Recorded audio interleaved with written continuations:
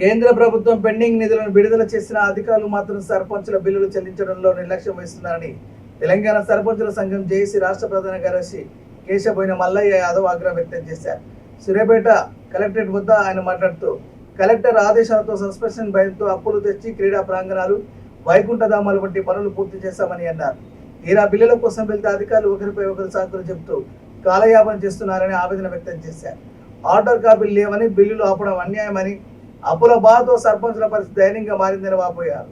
కేంద్ర ప్రభుత్వం పెండింగ్ నిధులు విడుదల చేసినట్టు పేపర్ ప్రకటన ద్వారా కానీ అలాగే అధికార సర్క్యులర్ కానీ జారీ చేయడం జరిగింది. దాంట్లో భాగంగా మా పాతాలపాడు గ్రామ పంచాయతీకి క్రీడా ప్రాంగణానికి కలెక్టర్ గారు ఇది వినయ్ కుమార్ రెడ్డి గారు నాకు 5 సార్లు సోకాజ్ నోటీస్ ఇచ్చాడు. క్రీడా ప్రాంగణం చేయకపోతే నాకు సోకాజ్ నోటీస్ సస్పెండ్ చేస్తా అని చెప్పి కలెక్టర్ గారు 5 సార్లు సోకాజ్ నోటీస్ ఇస్తే సోకాజ్ నోటీస్ ఆధారంగా నేను క్రీడా ప్రాంగణాన్ని చేసి క్రీడా ప్రాంగణానికి చుట్టూ స్తంభాలు వేసి ఫినిషింగ్ చేసి అలాగే బతుకమ్మ ఘాటు అని అభివృద్ధి పనులకు నాకు 12,66,000 రూపాయలు రావాలి. దానికి రావడానికి డిపిఓ గారు కలిసినాం. డిపిఓ గారు కలిస్తే ఎండిఓ గారు చెప్పాడు. ఎండిఓ గారు చెప్పి ఏం చేయండి ఎంపీఓకి చెప్పాడు.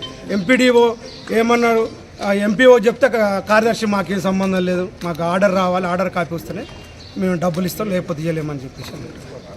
ఇది మా పరిస్థితి చాలా దయనీయంగా ఉంది. అప్పుల బాధలు అప్పుల ఇంటి చుట్టూ తిరుగుతారు, చాలా ఇబ్బందులు అవుతున్నాయి.